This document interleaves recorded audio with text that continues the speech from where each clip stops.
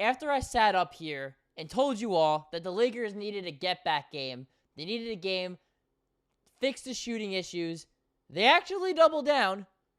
They screw themselves over. They shoot the ball horribly, and they ultimately lose to the Golden State Warriors. And one player, one of the more unspoken, soft-spoken players in the Lakers, ends up speaking with his chest, telling it like it is, and calling out the team and expecting better from the Lakers. And welcome to Lakers Digest. On that note, my name is Hunter Pitcoff. We cover everything surrounding your Los Angeles Lakers.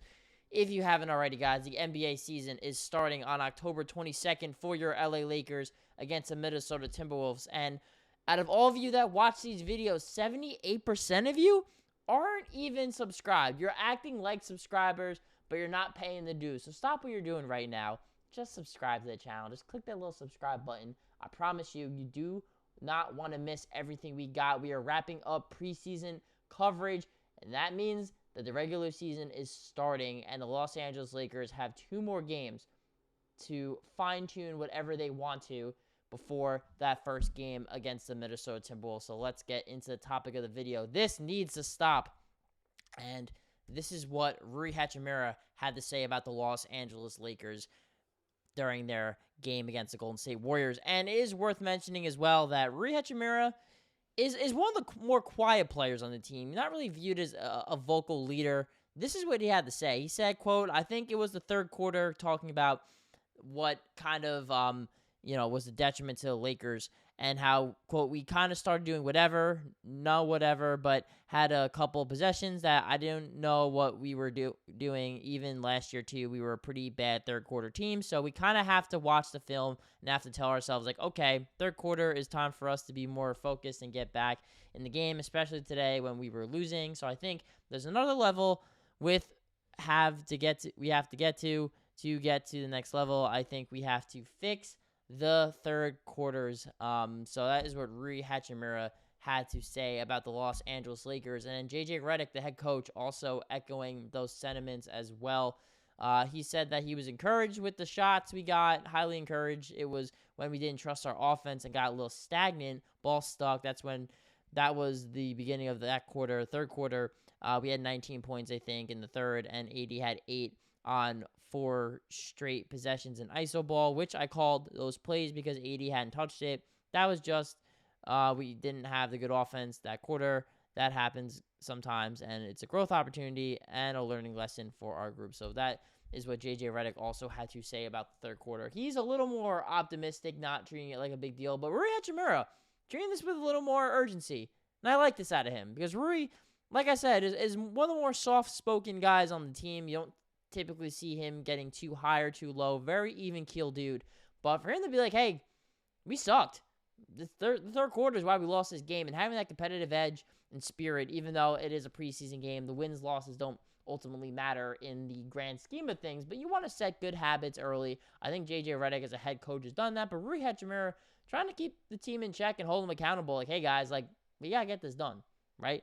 We can't be repeating some of the issues we had last year. And I was kind of doing the math myself, looked up the numbers here, and the Lakers actually were 11th in the entire NBA in third quarter points at 28.9. The Pacers pacing the field with 30.9. So they honestly weren't too far off of the leading third quarter team in the NBA. And if you look at these numbers too, guys, the Pacers, one of the best offenses in the league. We know how lethal Golden State is. The Suns, all their shooters. Oklahoma City, they had one of the best offenses last year as well. Seeing a team like Utah up there is actually kind of crazy, and the Rockets at 6. But the Lakers statistically actually weren't a horrible third quarter team last year. But what I do want to agree with Rui on is that the Lakers at times were just stagnant, period, last year, right? And this is what you hope JJ Redick can do that previous head coach Darvin Ham couldn't do, which is keep the team focused for an 82-game season. It felt like at times that the Lakers, because of the talent that they had in their roster, they have 2 future Hall of Famers in LeBron James and Anthony Davis. They can kind of get away with not having their foot on the gas pedal for the whole season. And while you think you can get away with that with all that talent, what happens is you end up in the play-in tournament yet again. I know Laker fans, myself included, are sick and tired of being in that damn play-in tournament and having to play their way into the playoff field. where you could just get a top 6 seed and avoid that altogether. And it seems that the Lakers last year got off to a good start, ended up really catching their second wind after winning the in-season tournament, then a horrible winter in December and January, and then February post-trade deadlines where the team started to heat up. They were one of the best teams in the league the final couple months of the season, but you wouldn't think that because they still ended up finishing only 7th in the Western Conference because the West is super competitive, and it's only going to be more competitive this year. You got the Spurs with Victor Wembanyama there. Who knows how freaking good he's going to be this year. The Houston Rockets are going to get better. 2 teams that did not even make the playoffs last year.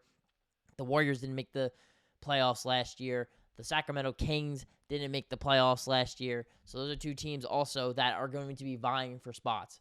And the Utah Jazz could be better too. So there's a lot of teams out there. Maybe not the Portland Trailblazers. They're probably the only ones that you're like, they got no shot. But every other team is going to be locked, loaded, and ready to go. So Lakers are definitely going to have to bring their A game. And I agree with Rui.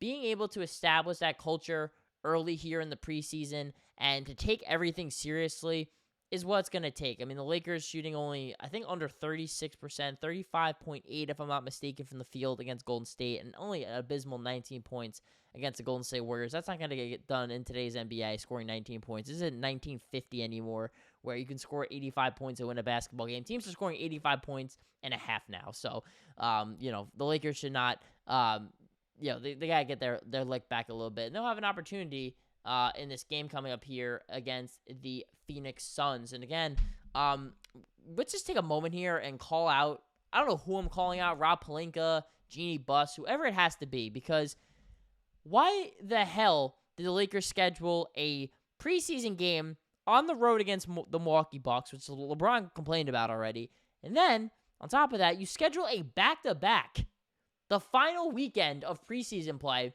against the Phoenix Suns and the Golden State Warriors. I know they aren't far apart from each other, but still, you schedule a back-to-back when your second and third game a week later of the regular season is also a back-to-back. So what are the Lakers doing here with their scheduling? I don't know if it's JJ. I don't know if it's Rob, Jeannie, Kurt Rambis. I don't know who to blame here, but whoever's decision it was to schedule this voluntarily, because preseason's different, the teams schedule the games outside of those, like some that, like the Abu Dhabi games, that's like, that's more upper level NBA league management, but the teams sign off on all these preseason games, and the fact that the Lakers agreed to this is bizarre to me. I mean, for one, I know that they are renovating Crypto.com Arena, so that's why they haven't been in LA. This game was at Vegas. That's fine. I get that.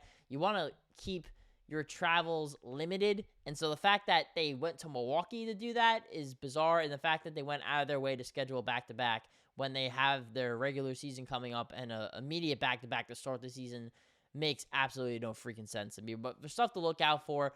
Clearly, getting the shots to fall more is what you want to see, although JJ Redick is happy with the progress and the shots they're taking. I agree with him. I didn't think the shot selection was bad.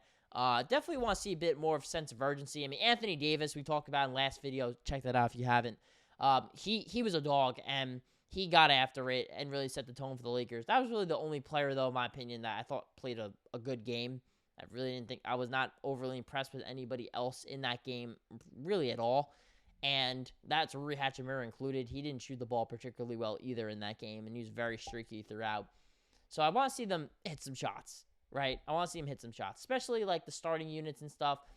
The question is, are the Lakers going to be playing their guys, right? Are the starters, are LeBron and Anthony Davis playing? I doubt they're playing a back-to-back. So, how are they going to stagger those minutes? Is it going to be against the Suns? Is it going to be against the Warriors? Are they going to play at all on this road trip?